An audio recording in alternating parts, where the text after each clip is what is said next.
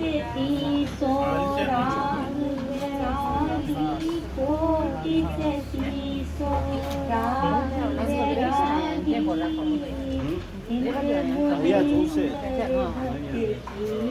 इंद्र मुनिंदर भटती कौन करे आरत सतगुरु की।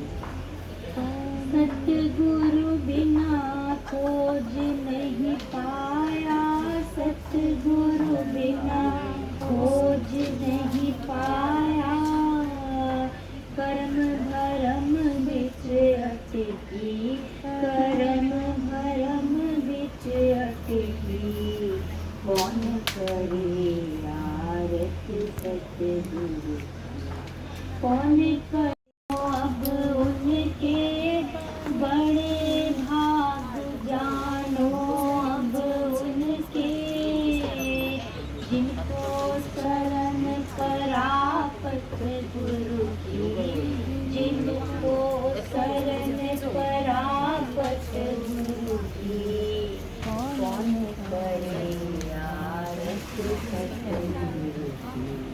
कौन करे आरत राधा स्वामी की, कौन करे आरत सतगुरु।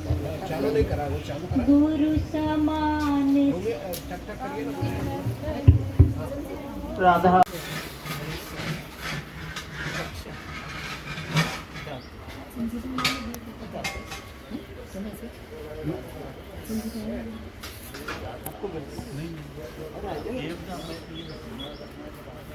आप भी आ जाइए। नहीं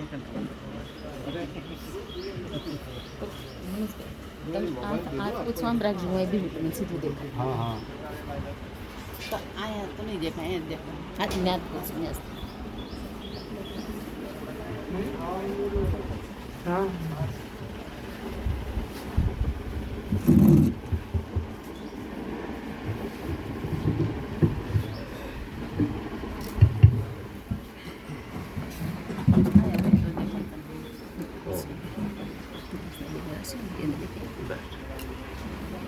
राधा राधा राधा स्वामी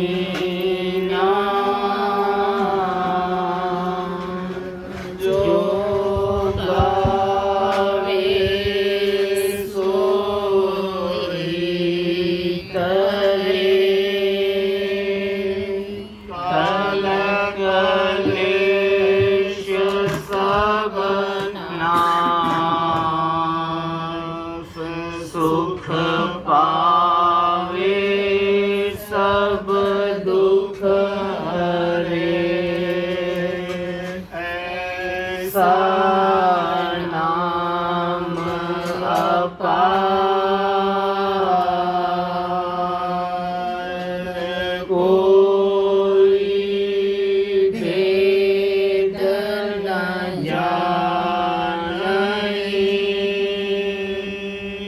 जो जाने सो पार।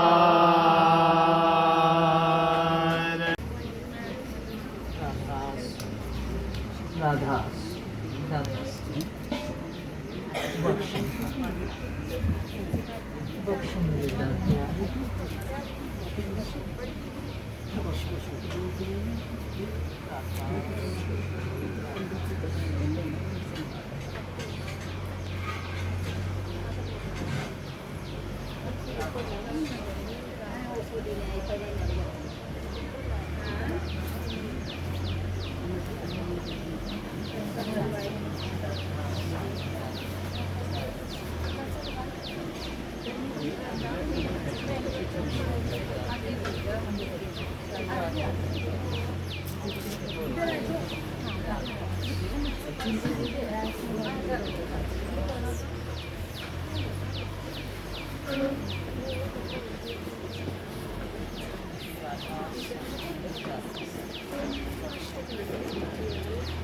आप यहाँ बैठिए।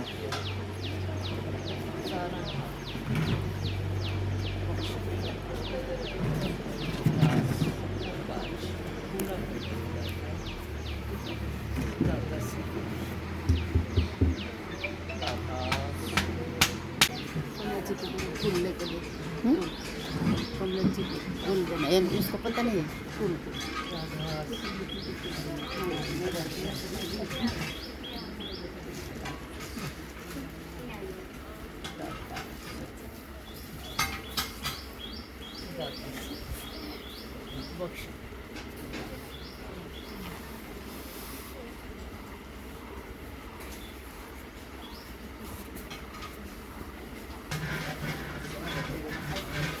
बिन भैया अटल सुहाग नाम धुन भैया अस पिया संग सुहाग घर दर्शाया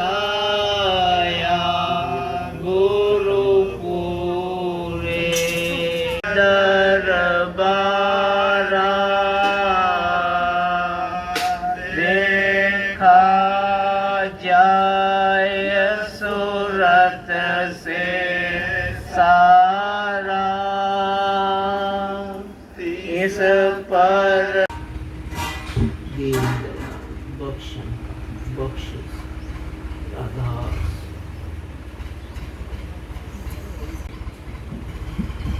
गुरु मूरत मेरे मन बस गया तन धनवा रूपल बल जैया गुरु मूरत मेरे आरत पूरन करवैया निज कर राधा स्वामी दास कहैया अब आरत पूरन करवैया राधा स्वामी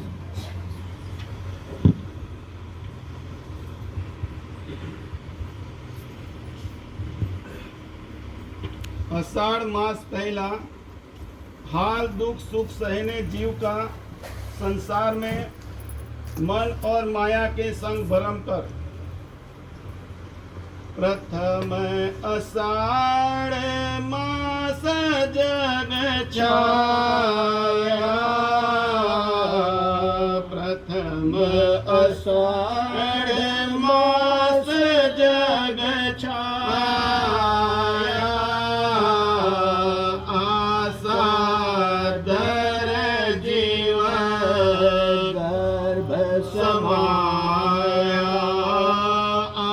आसादर जीव गर्भ समाया आस आड़ले जीव भुला राधास राधास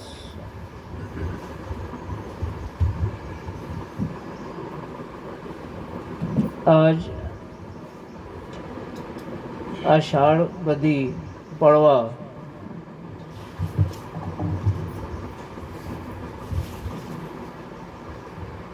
इसकी शुरुआत होती है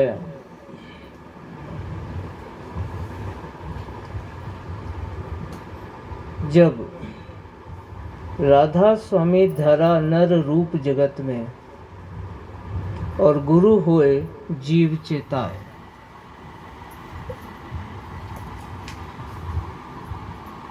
कुल मालिक राधा स्वामी दयाल कुल मालिक बोला तो कुल का मालिक हम जो कुछ भी सोच सकते हैं, समझ सकते हैं, देख सकते हैं, महसूस कर सकते हैं, उस सब का मालिक कुल मालिक राधा स्वामी दयाल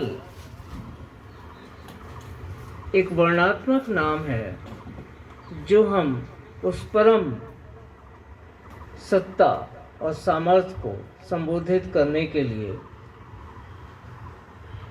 प्रयोग करते हैं।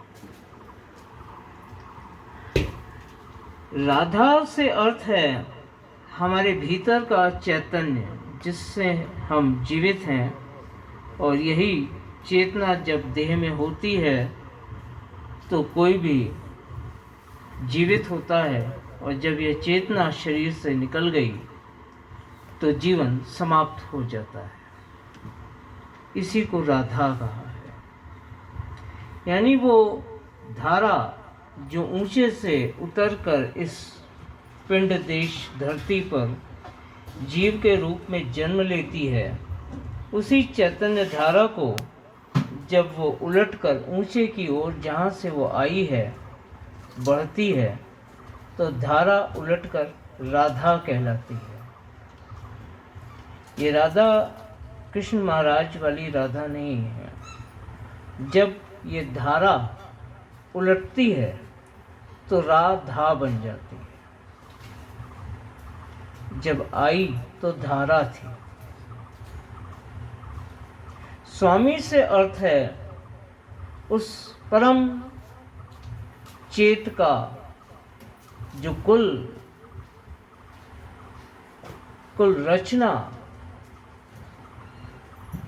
जिसके अधीन है और जो कुल का कर्ता है, जिसकी सामर्थ्य से ही हर जीव और जीवन है, उसे हम सबका स्वामी कहते हैं। ये धारा भी उसी से निकली और उलटकर उसी में समा जाती है।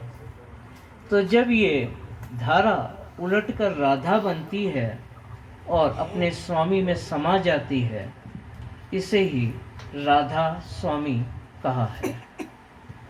पर इस भेद को जिन्होंने हमें बताया और समझाया, उन्हीं को हम राधा स्वामी दयाल के नाम से जानते हैं। और जिन्होंने हमें ये ज्ञान दिया सो वही परम गुरु दातार। राधा स्वामी मत में सिर्फ एक गुरु है, स्वामी जी महाराज, जिन्होंने इस भेद को हमें बताया,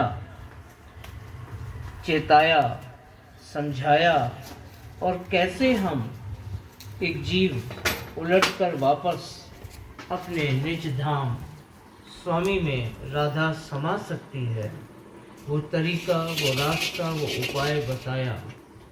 ये राधा स्वामी दयाल का गुरु रूप है। आज आषाढ़ पड़वा में के दिन ये गुरु रूप जो राधा स्वामी दयाल का था, उन्होंने आगरा शहर के मोहल्ला पन्नी गली में देह रूप में जन्म धारण किया और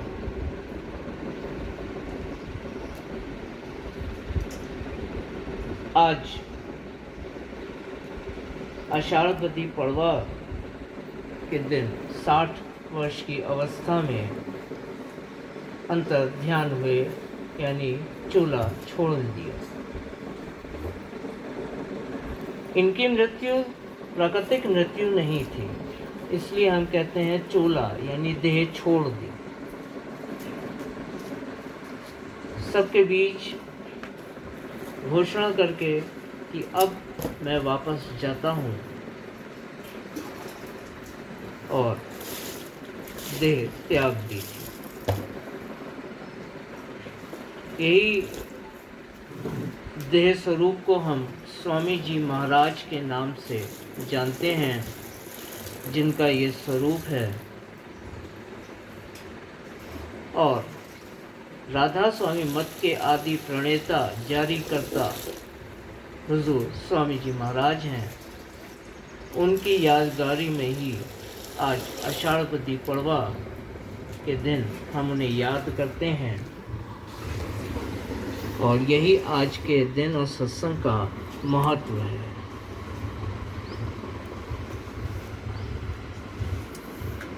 आपने फरमाया कि ये जगत नाशमान है और उसका हर असबाब, यानी जो भी हम सुख सुविधा और साधन इस जगत में देखते पाते और भोगते हैं, ये सब एक दिन नाश हो जाता है। कुछ भी यहाँ हमेशा के लिए कायम नहीं रहता है। तो ये जगत नाशवान है और उसका हर असबाब यानी सामान भी नाशवान है। एक वक्त तो वो भी आता है जब ये सारी ब्रह्म सृष्टि सिमट कर ब्रह्म में समा जाती है। ब्रह्मांड में कोई भी ग्रह, नक्षत्र और तारा भी बाकी नहीं रहता।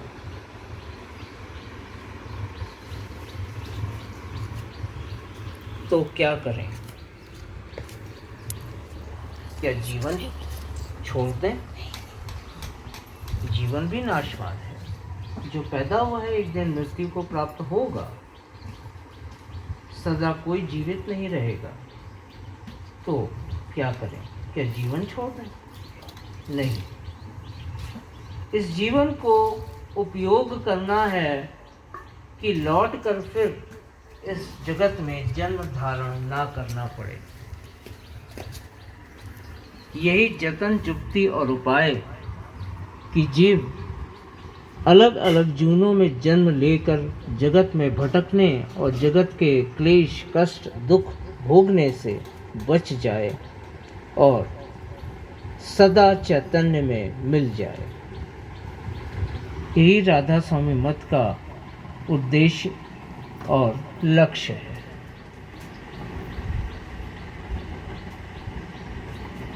तो चतुर और सुजान वही है जिसने इस दुनिया के कारोबार को परख कर, क्योंकि जीव को तो जगत में जन्म लेता है तो जगत ही सत्य नजर आता है। तो जीवन को जीते हुए इस दुनिया की हर बात को परख कर जब समझ में आ जाए कि यहाँ कुछ भी हमेशा कायम नहीं रहता, हर दुख के पीछे कहीं छुप एक सत्य और सुख छुपा होता है। दुख भी हमेशा नहीं रहता और हर सुख के पीछे दुख आ ही जाता है। जैसे रात के बाद दिन और दिन के बाद रात, ये प्रकृति का नियम और विधि का विधान है। सो इस सुख और दुख से कोई भी बच नहीं सकता। वही बच सकता है जो इस जन्म मरण के चक्र से छूट जाए और सदा चैतन्य हो जाए। यही उपाय, विधि, जतन और जुक्ति राधा स्वामी मत कहलाता है।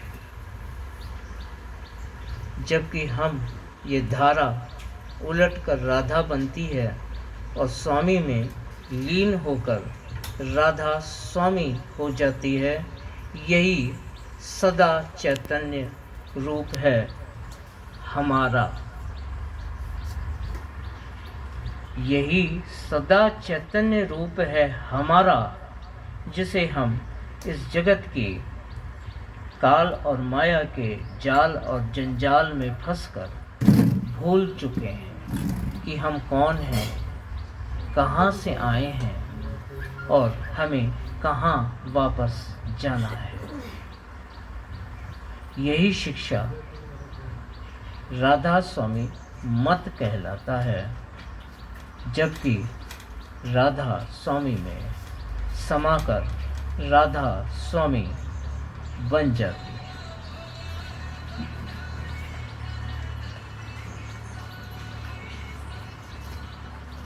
आज कुल मालिक राधा स्वामी दयाल के देह स्वरूप स्वामी जी महाराज के नाम से जिनको हमें पुकारा और जाना, उनके कुछ वचन, उनकी शिक्षाओं के कुछ वचन आपके साथ बांट रहा हूँ। क्योंकि जीव तो नादान और अनजान है। कोई तो बताने वाला चाहिए, कोई तो सिखाने वाला चाहिए, कोई तो रास्ता बताने वाला चाहिए। तभी तो एक नादान जीव जो अनजान है, अपने घर का पता भूलकर इस जगत में फंसा हुआ है, वो लौट सकता है। यही गुरु रूप है, जिस रूप को कुल मालिक ने स्वामी जी महाराज के देह स्वरूप में धारण करके हम जीवों को चेताया, बताया, समझाया और चलाया। सो राधा स्वामी मत गुरु मत भी है, क्योंकि गुरु बिन ज्ञान नाही, गुरु के बिन ज्ञान नहीं। और गुरु गोविंद दो खड़े काके लागू पाए, बलिहारी गुरु आपने गोविंद दियो बताए। जो गुरु ना होता तो जीव गोविंद को भी कभी न जान पाता। सो राधा स्वामी मत गुरु मत है। तो परम गुरु दातार हुजूर स्वामी जी महाराज का वचन है कि घर वापसी के वास्ते गुरु सेवा ही मुख्य जतन है। जो लोग नियम, आचार, कर्म, कांड और पोथी पाठ, तीर्थ यात्रा, कथा, पुराण इसके बंधु हैं और इसी को सत्य मानते हैं, तो वो हमेशा विधि के विधान से बंधे रहेंगे। और विधि का विधान यही है कि जगत में कर्म करो, पाप या पुण्य, और उसका फल भोगने के लिए दोबारा से जन्म लो। इस जन्म और मरण और संसार के दुख, क्लेश, झंझटों से कभी छुटकारा नहीं हो सकता। पुण्य कर्म किए तो पुण्य भोगने के लिए जन्म लेना पड़ेगा, पाप कर्म किए तो पापों का फल भोगने के लिए जन्म लेना ही पड़ेगा, चाहे मनुष्य या पशु। ये कर्मों पर निर्धारित है, जगत कर्म प्रधान है। राधा स्वामी मत सकाम और निष्काम दोनों ही कर्मों को खारिज करता है और जीव को निष्कर्म होने की शिक्षा देता है। निष्कर्म का अर्थ है कि कर्म करते हुए भी कर्मों का बोझा ना चढ़े। तो राधा स्वामी मत सिर्फ घर वापस जाने का तरीका ही नहीं बताता, बल्कि जगत में जीना भी सिखाता है। ऐसे जियो कि लौट के ना आना हो और घर वापस जा सको, क्योंकि अगर जाना है तो जीना है। जियोगे ही नहीं तो जाने का उपाय कैसे करोगे? सो जो इन कर्म कांड और कथाओं की काल्पनिक दुनिया में को सच मानते हैं, वो विधि के इस विधान यानी जन्म, मरण और 84 जून से कभी बच नहीं सकते और उनका कभी भी सच्चे मालिक के दरबार में प्रवेश संभव नहीं है। विधि ने विधान बनाया तो विधि को किसने बनाया? जिसने विधि को बनाया, हम उसी कुल मालिक की बात करते हैं जो हमारा वास्तविक और निज घर है।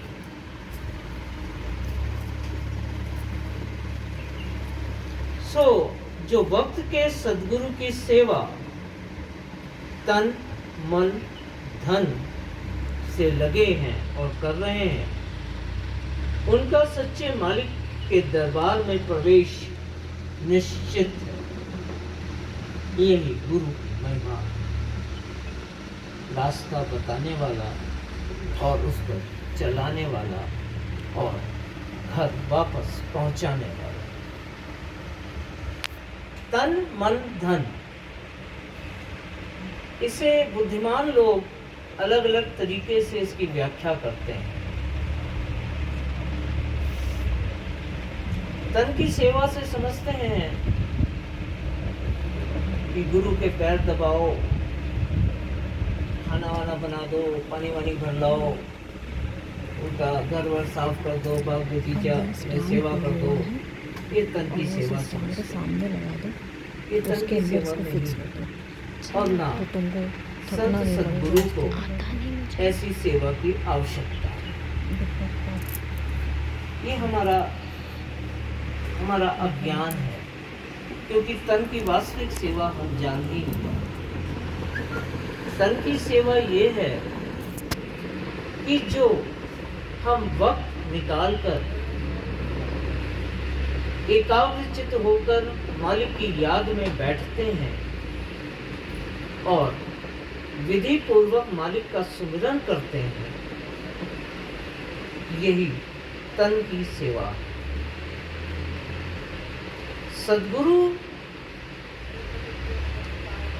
हमारी चेतना को सद्गुरु में नहीं मिलना है, सद्गुरु माध्यम है। हमारी चेतना को घर वापस जाके स्वामी में मिलना है, जो कुल का आदि कारण है। हम अंश हैं उसके और वो अंशी है हमारा। सद्गुरु तो मार्गदर्शक है। सो सेवा उस मालिक की करनी है तन से, जो हम तन से, अगर हम सत्संग के लिए घर से 4 कदम भी चले तो हमारे वो 4 कदम भी तन की सेवा में गिन लिए जाएं।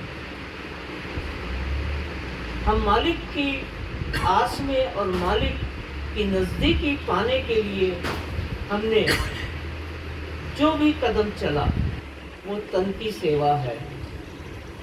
मन की सेवा ये है कि एकाग्रचित्त होकर अंतर में गाज रही उस नापैद धुन को सुनना, जो हर वक्त हमारे ही भीतर गूंज रही है। हम उससे अनजान, उस धुन से हमें वक्त का सद्गुरु ही जोड़ता है और एकाग्रचित्त होकर अपने अंतर में उस धुन को सुनना ही मन की सेवा है। जब मन उस धुन में को सुनने में लीन होता है, कानों को बंद करके अपने ही भीतर, वही मन की सेवा है। धन की सेवा को 2 रूप में समझें। अगर मैं सत्संग के लिए बस का 10 रुपए का 20 रुपए का टिकट खरीद के, रेल का 100, 200, 500 का टिकट खर्च करके सत्संग के लिए यानी सत्य का संग करने के लिए जा रहा हूँ, तो मेरा वो 10, 20 और 50 रुपया भी मालिक की नज़र में धन की सेवा हो गई। ये है धन की सेवा। जो मेरा धन मेरी आवश्यकता से अधिक है, यानी अपने कर्तव्य और दायित्व को पूरा करने के बाद जो अतिरिक्त धन है, उस धन को मैं खर्च कर सकता हूँ मालिक की सेवा में। लेकिन मालिक की सेवा से पहले मेरे कर्तव्य और दायित्वों को पूरा करना, यही मालिक की धन की सेवा है।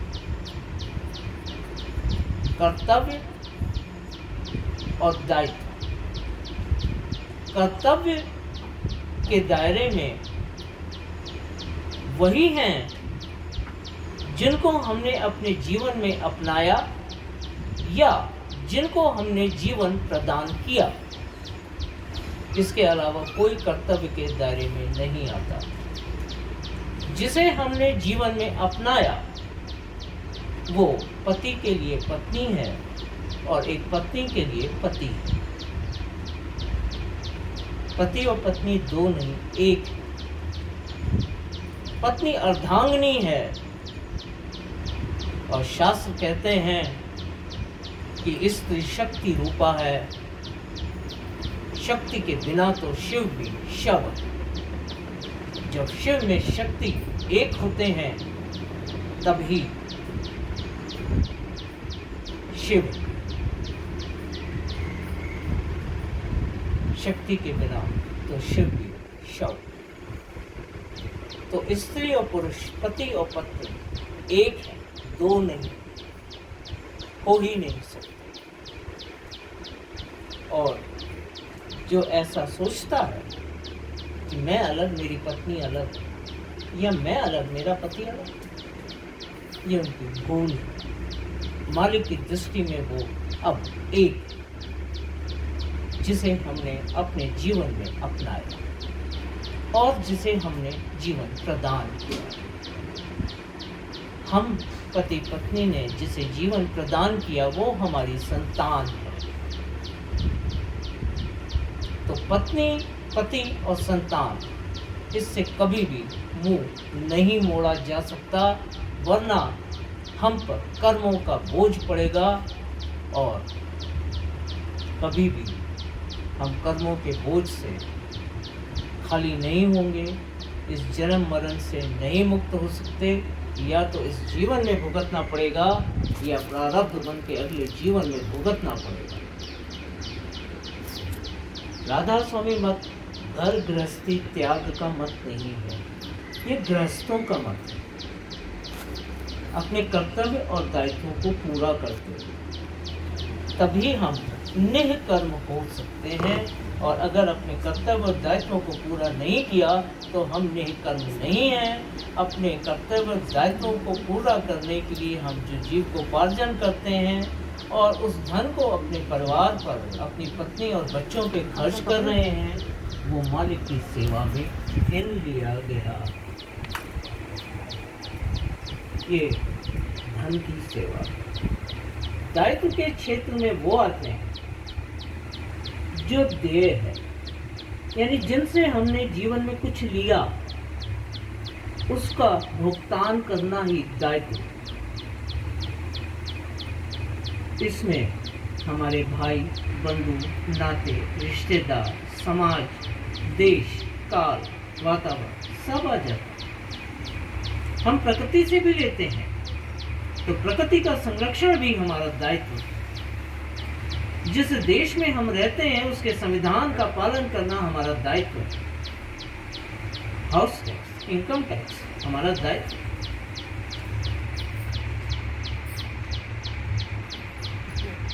अपने भाई बंधुओं से हम कष्ट के, दुख के समय सहानुभूति पाते हैं। उनके कष्ट में उनके साथ खड़े होना हमारा दायित्व है।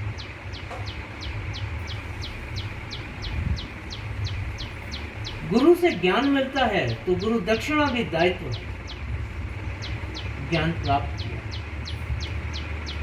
माँ बाप, बच्चा तो ये भी नहीं कह सकता कि मुझे भूख लगी, रोता है। ये माँ का दिल है जो उसे सीने से लगा लेता है। जब माँ बाप शारीरिक रूप से अक्षम होते हैं, चल फिर नहीं पाते हैं, सामर्थ्य कमजोर हो जाती है, तब उस बच्चे का दायित्व है अपने माता पिता की सेवा। अगर इससे मुंह मोड़ा तो कर्मों का बोझ चढ़ेगा और भुगतना पड़ेगा, चाहे इस जन्म में या अगले जन्म। तो ये है धन की सेवा। धन की सेवा का एक और रूप है। हम इस दुनिया में क्या लेकर आए? जो भी धन, दौलत, मान, सम्मान, ओहदा हमें मिला, इस जगत में मिला, लेकर ही खाली इस देह को लेकर आए। और ये देह भी एक आवरण है। तत्व, वस्तु, अनमोल तो इसके भीतर है। हमारी चेतना, जिसे हम आत्मा कहते हैं, वही आई। कोई स्त्री चोले में, कोई पुरुष चोले में, कोई मनुष्य चोले में, कोई पशु चोले में, कोई कीड़ा मकोड़ा, परिंदा, जलचर, किसी भी रूप जीवन, हर जीवन में आत्मा है। आत्मा के बिना जीवन नहीं। एक घास का तिनका भी उगता है तो उसमें एक आत्मा है, वरना वो उसका विकास ही ना हो। यही लेकर आए हैं तत्व वस्तु अनमोल आत्मा, जिसे हम चेतना कहते हैं। यही हमारा धन है जिसे हम लेकर आए। इस चेतना की सामर्थ्य को अगर हम बढ़ाते हैं तो हम धन कमा रहे हैं, और अगर दुनिया के भोग विलास में खर्च करते हैं तो वो चैतन्य घट जाता है। अगर 100% चैतन्य हमें मनुष्य देह में जन्म दे सकता है, तो अगर 99 हो गया तो मनुष्य जून से एक पद नीचे की ही जून मिलेगी, मनुष्य जून नहीं मिलेगी। और अगर दुनिया के भोगों में खर्च कर करके 30 और 40% चैतन्य रह गया तो जून तो पशु या परिंदा या कीड़ा मकोड़ा यही मिलेगा। और अगर अत्यधिक चैतन्य खर्च कर दिया, 2, 4, 5, 10% ही बचा, तो जितना चैतन्य यानी सकारात्मकता, एक सकारात्मक चैतन्य घटेगा, उतना ही नकारात्मक चैतन्य बढ़ेगा। तो अगर चैतन्य 90% भी खर्च कर दिया तो 10% चैतन्य लेकर जन्म तो विषधर के रूप में ही मिलेगा, जिसमें नकारात्मकता विष भरा होता है और सकारात्मकता यानी चेतना बहुत थोड़ी। ये हमारे हाथ में है कि हम इस पूंजी को बढ़ाएं या घटाएं। अगर घटाएंगे तो 84 लाख जूनों में जाकर फंस जाएंगे, और अगर बढ़ाएंगे तो इस जगत से मुक्त हो जाएंगे और अनंत हो जाएंगे।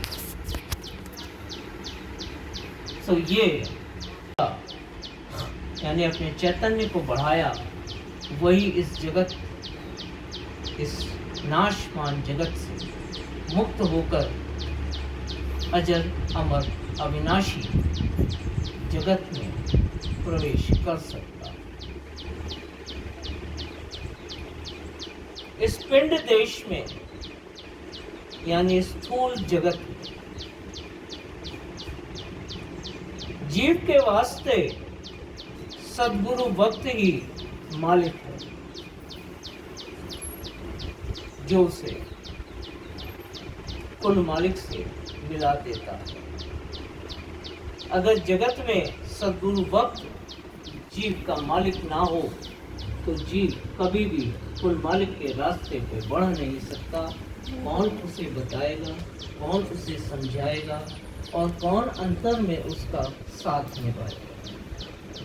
जीव खुद अपने बल से कुल मालिक तक पहुंच ही नहीं सकता।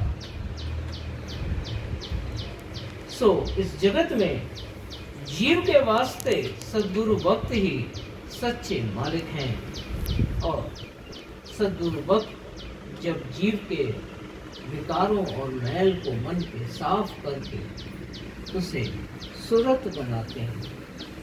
सुरत का अर्थ होता है शुभ में रत। हम कहते हैं ना सुप्रभात, यानी शुभ प्रभात। सु का अर्थ होता है शुभ, रत का मतलब लीन। जो शुभ में लीन है वही सुरत है। तो जब इस जगत की त्रिगुणात्मक सत्ता से न्यारा होकर जीव को सद्गुरु शुद्ध अवस्था में लाते हैं तो वो सुरत कहलाता है। और अब सुरत का मालिक, कुल मालिक राधा स्वामी दयाल जीव का मालिक सद्गुरु भक्त। जब सद्गुरु की शरणागत होता है जीव, तो अंदर से सुरत अंग बरामद होता है, और यही सुरत का मालिक, कुल मालिक राधा स्वामी दयाल है। राधा सुरत का नाम, राधा आदि सुरत का नाम। वो सुरत जो आदि में आई थी और मन माया के जंजाल में फंसकर जीव बन गई, उस जीव को सुरत बनाना सद्गुरु भक्त का काम है, और उस सुरत को अपनी बाहों में समेट लेना कुल मालिक राधा स्वामी दयाल है। इसीलिए हम उन्हें दयाल कहते हैं, क्योंकि उस द्वार पर सिर्फ दया ही है, दंड नहीं। और इस तरह एक जीव सुरत बन जाता है, जिसका मालिक कुल मालिक राधा स्वामी दयाल। पर जीव जब तक सद्गुरु भक्त की शरणागत ना होगा, वो सुरत बन नहीं सकता। इसलिए जीव के वास्ते इस जगत में सद्गुरु भक्त ही मालिक है। तो जो सद्गुरु भक्त की सेवा है, वही कुल मालिक की सेवा है। पर जो लोग सद्गुरु को छोड़कर अपने अहंकार में सोचते हैं कि वो मालिक को ढूंढ सकते हैं सद्गुरु के बिना, और ढूंढते हैं, तो उन्हें सच्चा कुल मालिक कभी नहीं मिल सकता, क्योंकि जीव में वो सामर्थ्य ही नहीं है कि कुल मालिक को ढूंढ सके।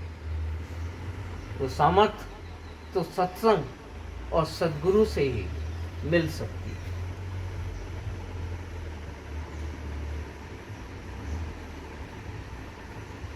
और जो वक्त के सद्गुरु की सेवा में लग गए,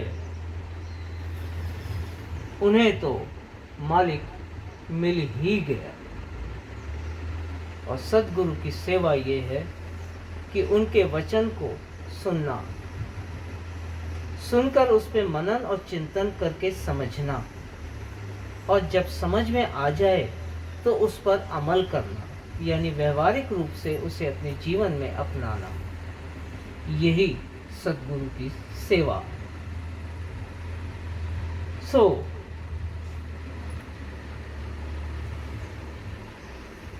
और यही कुल मालिक की सेवा है, क्योंकि यही मार्ग जीव को कुल मालिक तक ले जा सकता है।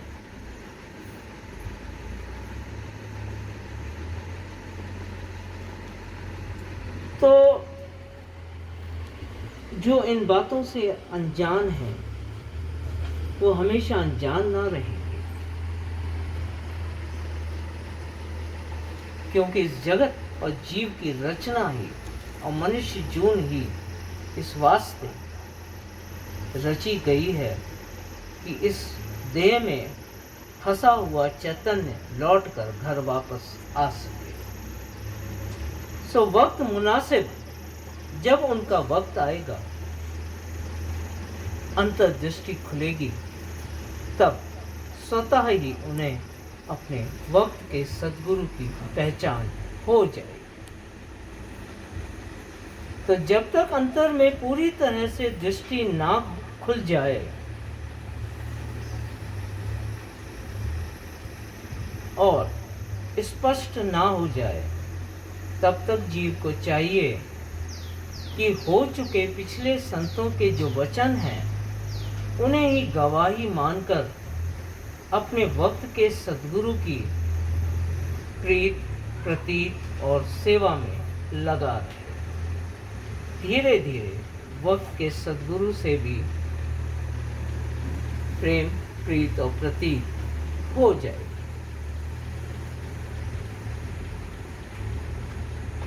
और उनके संग, साथ और सानिध्य में रहकर सत्संग में बना रहे। संग, साथ और सानिध्य, इसका स्पष्ट अर्थ है। संग का अर्थ है सद्गुरु के वचनों को सुनना। साथ का अर्थ है सद्गुरु के वचन जो सुने हैं उन पर मनन और चिंतन करना, ये साथ है। सानिध्य का अर्थ है उन ध्यानपूर्वक सुने और एकाग्रचित होकर समझे हुए वचनों पर अमल करना, यानी उन्हें अपने जीवन में, व्यवहार में अपनाना। तो बस ऐसा ही है कि जो रिपोर्ट कार्ड पे साइन कर देता है कि अब तुम आगे बढ़ जाओ, वो इस मत के, वो इस जगत को छोड़कर अपने घर वापसी के योग्य है। इसलिए राधा स्वामी मत गृहस्थों का मत है, जो जाना भी सिखाता है और जाने के योग्य जीना भी सिखाता है।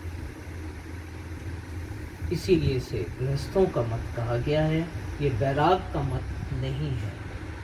त्याग किसी चीज़ का नहीं करना है, क्योंकि मालिक ने जो रचना रची है वो हम जीवों के वास्ते रची है, उसे अपनाना है।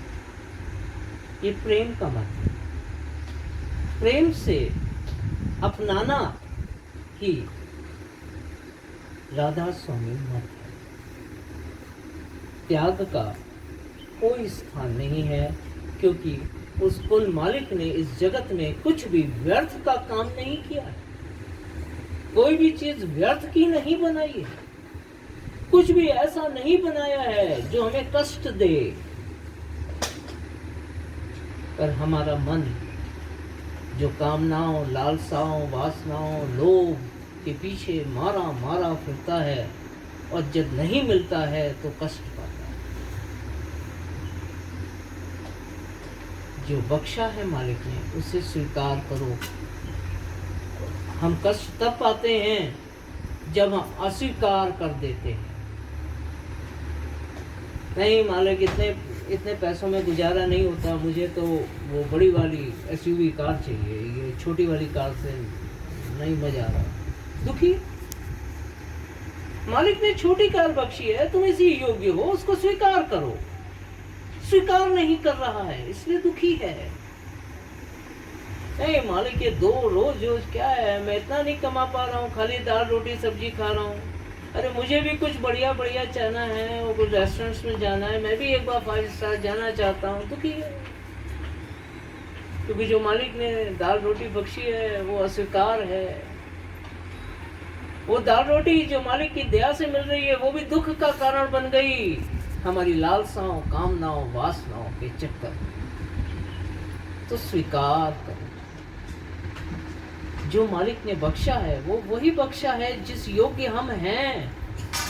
हर सुख और दुख का कारण हम स्वयं हैं।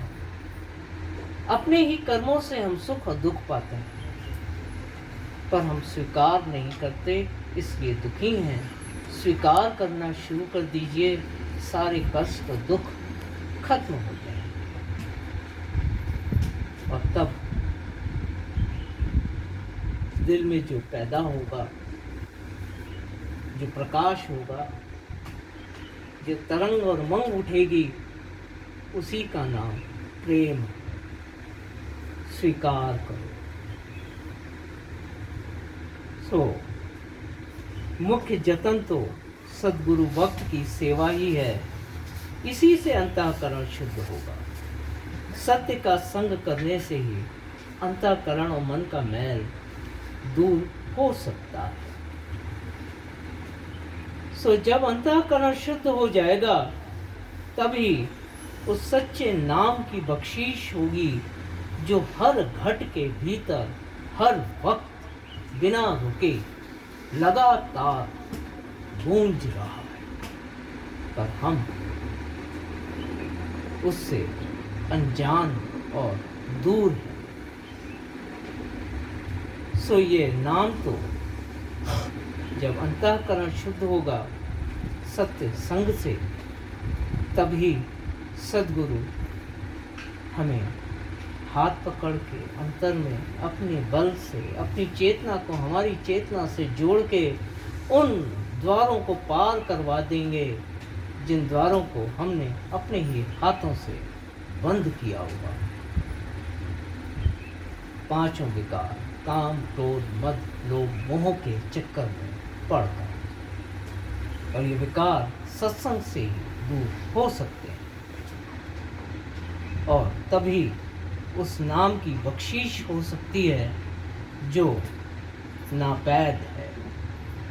किसी गाजे बाजे की आवाज़ नहीं है, किसी के चिल्लाने बोलने की आवाज़ नहीं है, उसको हम शब्द की धुन कहते हैं जिसका अंश सुरत है।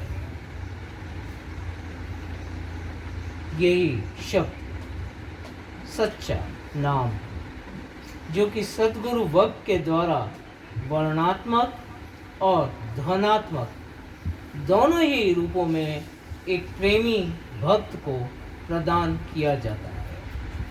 वर्णात्मक तो वही जो लिखने पढ़ने और बोलने में आया और हमने ज़बान से राधा स्वामी नाम गाया, ये वर्णात्मक। ध्वनात्मक नाम वही है जो अंतर में गाज रहा, वो ध्वनात्मक नाम। तो सद्गुरु वक्त के द्वारा वर्णात्मक और ध्वनात्मक दोनों ही रूपों में प्रेमी भक्त को ये नाम प्रदान किया जाता है।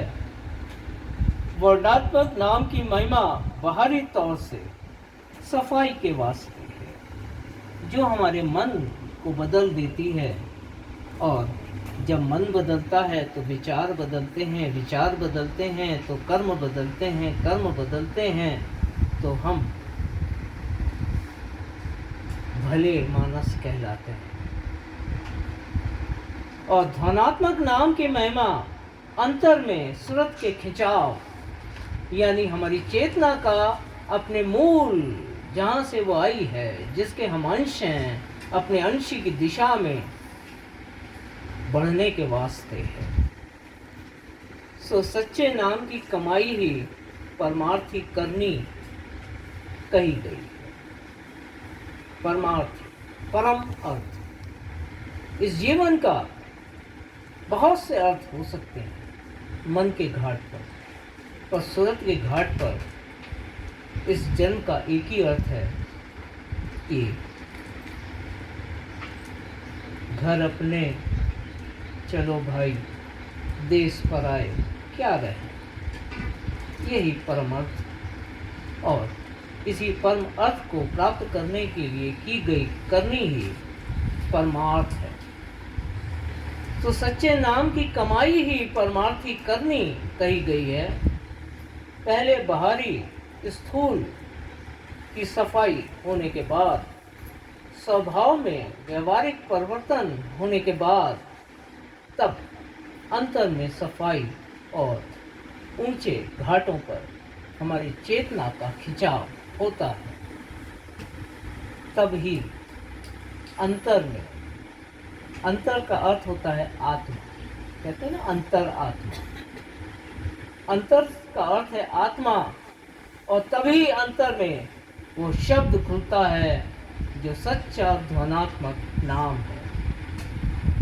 इसलिए यह जानना चाहिए कि बड़भागी जीव सद्गुरु की सेवा में लगे हैं, और यही उन पर सद्गुरु की कृपा दृष्टि है। इस वास्ते पहले बाहर का वचन ध्यान से सुनना, फिर उसे समझना और फिर उस पर अमल करना, यानी उसे मानना और अपने व्यवहार में ढालना ही सच्चा परमार्थ है। और यही जतन और युक्ति हमें इस नश्वर और नाशमान जगत से न्यारा कर सकती है, 4 खान और 84 लक्ष जूनों से न्यारा कर सकती है। सो जब तक ये वचन ना माना जाएगा, तब तक अंतर में शब्द का खुल पाना बहुत कठिन। सो ये महिमा वक्त के सदगुरु की है। सदगुरु स्वामी सदा सहाय। राधा बार बार करो बेनती राधा स्वामी आगे दया करो दाता मेरे चित चरण न लागे जन्म जन्म रही भूल में नहीं पाया बेदा काल करम के जाल में रही भोगत खेदा जगत जीव भर मत फिरे नित चारो खाली ज्ञानी जोगी पिल रहे सब मन की गानी बाग जगा मेरा का मिले सतगुरु आई राधा स्वामी धाम का मोहि भेद जनाई उस से ऊंचा देश है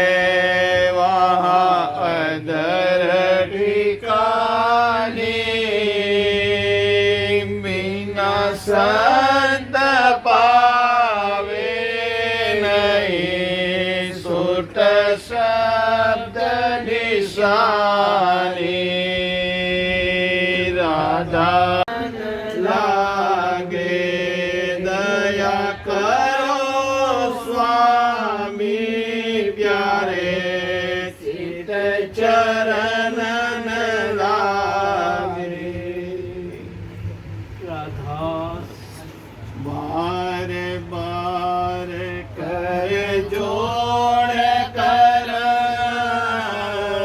सविनय करूं पुकार साध संग मोहि देव नित परम गुरु दाता रे कृपा समरथ पुरुष आदि अनादि अपार राधा स्वामी परम पितु मैं तुम सदा आधार बार बार बल जा अब करो दया प्रत्यक्ष तुम दर एते विलंब क्यों दया पूरन धनी नित्य करो तुमसे अचल भक्ति मोहि देव प्रभु दीनय दीनयना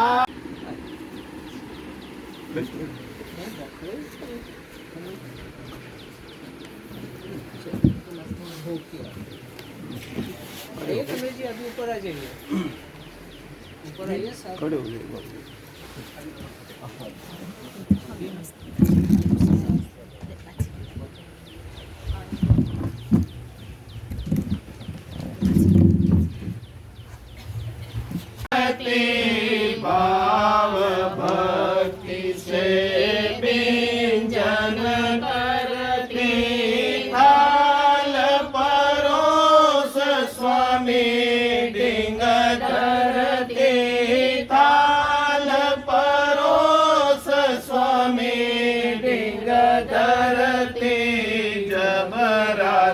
स्वामी ने भोग लगाया, जब राधा स्वामी ने भोग लगाया, मदन हुआ मन अति सुख पाया।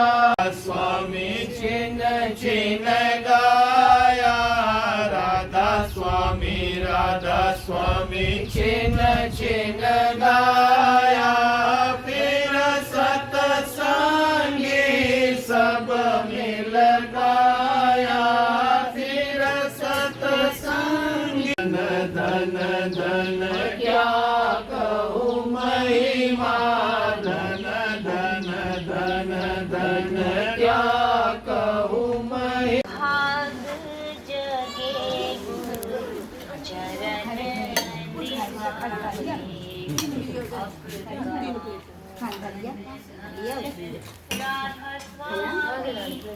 चलिए ना खाना